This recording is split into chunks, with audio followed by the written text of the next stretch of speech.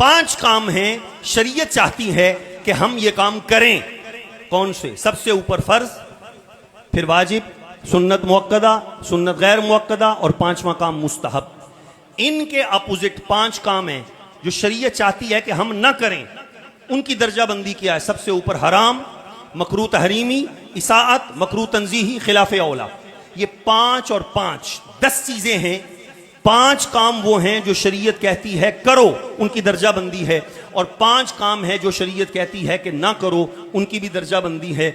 अब जो काम कुल खानी की सूरत में, खत्म चेहलम की सूरत में, इसाले सवाब की किसी भी महफिल को किसी भी उन्वान से आप मुनाकिद करें, उसकी शरई हैसियत क्या है? क्या हम फर्ज समझते हैं, वाजिब समझते हैं, सुन्नत मुअक्कदा समझते हैं, गैर मुअक्कदा समझते हैं, या 5वें दर्जे का काम मुस्तहब समझते हैं? तो मेरे भाइयों, हम इन तमाम कामों को न फर्ज कहते हैं, न वाजिब कहते हैं, न बाकी, हम कहते हैं ये मुस्तहब काम है। मुस्तहब काम, इसका क्या मतलब है? कर लेंगे तो सवाब है, नहीं करेंगे तो कोई गुनाह नहीं है। शरीयत में बड़ी जिम्मेदारी से अर्ज कर रहा हूं, आपने अगर कुल न किए, मैं ये नहीं कहना चाहता कि ना करें, मैं ये अर्ज करना चाहता हूं कि अगर न किए तो आपसे नहीं पूछा जाएगा। लोग पैसे उधार ले लेकर कुलखानी करते हैं हमारे मुआशरे में, सूद पर कर्ज ले लेके करते हैं। क्यों? नाक ऊंचा रहे, लोग कहेंगे अब्बा सारी जिंदगी खवा खवा के पाल पाल के मरिया, ते पुत्र ओदे कुल भी नहीं कर सके, चालीमा भी नहीं कर सके। तो वो काम जो आप अपनी नाक ऊंचा रखने के लिए कर रहे हैं, जो बरादरी के अंदर अपनी झूठी इज्जत बनाने के लिए कर रहे हैं, उसका इसाले सवाब से कोई ताल्लुक नहीं है। शरीयत में न कुल फर्ज हैं, न 10वां, न खत्म चेहलम, ये तमाम चीजें मुस्तहब हैं, बशर्ते के मुनकरात से खाली हों।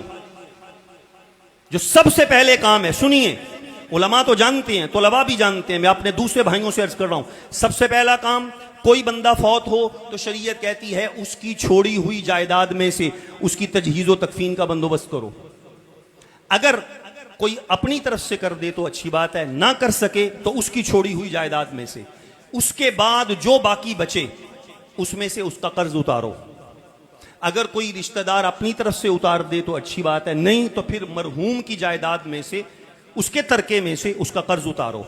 फिर जो बचे उसमें 3 हिस्से करके 1/3 हिस्से में उसकी वसीयत पूरी करो, अगर उसने की है तो। और वो वसीयत भी वारिस के हक में नहीं हो सकती कि जी अब्बा जी ने क्या सी फलां पुत्र नु वो पिंड वाली हवेली दे देना, नहीं, जो वारिस बन रहा है उसके हक में वसीयत नहीं हो सकती। और फिर जब ये तीनों काम तरतीबवार कर लें तो चौथे दर्जे का काम यह है कि अब जो शरीयत के उसूल हैं उनके मुताबिक वारिसों में विरासत बांटी जाएगी। ये 4 काम मेरे अजीज, मेरे भाई, मेरे बेटे, मेरे बुजुर्ग, ये जरूरी हैं, कुल जरूरी नहीं है। मैं कुलों से रोक नहीं रहा, मैं आपको शरी मसला अर्ज कर रहा हूं। कुल जरूर कीजिए, इसाले सवाब की बेहतरीन महफिल है, इकट्ठे होकर लोग कुरान पढ़ेंगे, अच्छी बात है, लेकिन यह मत समझिएगा कि कुल फर्ज हैं। हां, शरीयत के मुताबिक विरासत की तकसीम जरूरी है। और मैं आखिरी जुमला अर्ज करके इजाजत चाहूंगा, मैंने देखा क्या मजहबी घराने, क्या दुनियादार, क्या सियासतदान और क्या दीनी तबका, हर एक में यह इल्लत पाई जाती है सिवाय चंद खुश नसीबों के, क्या कि वो जब विरासत की तकसीम की बारी आती है तो बेटियों को, बहनों को विरासत में महरूम कर देते हैं। शरीयत ने जितनी ताकीद विरासत की फरमाई है, शायद और कुरान मजीद में इतनी ताकीद किसी और हुक्म की नहीं होगी।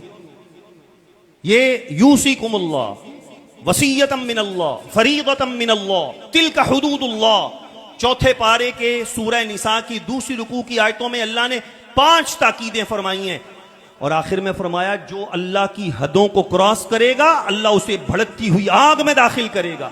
कोई बंदा कहता है, भाई उठ के कहता है बहन को तू हिस्सा मांगती है हमसे। कोई कहता है जी हमने तेरी शादी कर दी थी, तुझे जहेज दे दिया था, अब तू हिस्सा मांगती है।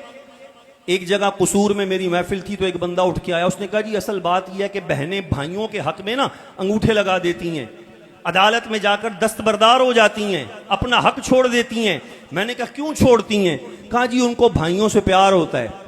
मैंने कहा ये 1 साइडेड प्यार क्यों होता है? कभी भाई भी तो जाकर अंगूठा लगाकर अपना हिस्सा बहन के हक में छोड़ देना, ये हमेशा बहनें ही क्यों छोड़ती हैं? बहनें खुशी से नहीं छोड़ती, उन्हें पता है फैमिली का प्रेशर होगा, हम मांगेंगी नहीं मिलेगा। तो याद रखिए, बहनों को, बेटियों को विरासत से महरूम करना बदतरीन जुल्म है जो हमारे मुआशरे में हो रहा है। आप भले कुल ना करें, सातवां ना करें, 10वां ना करें, चेहलम ना करें, पर शरीयत के मुताबिक विरासत की तकसीम करें।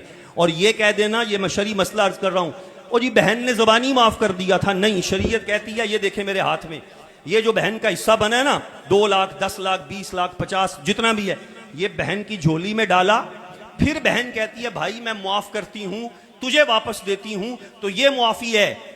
जब दिया ही कुछ नहीं है तो ये कहना कि भाई माफ कर दिया, ये मुआफी नहीं होती, ज़बानी कलामी मुआफी नहीं है। ये बड़ा सख्त मसला है, और ये बात याद रखिए, हमारे मुआशरे को शायद इल्म ही नहीं है, रब ने जिन वरसा की तकसीम फरमाई है शरीयत में, उनमें ज़विल फुरूज वो वरसा हैं जिनके हिस्से मुकर्रर हैं, वो ज़विल फुरूज कहलाते हैं।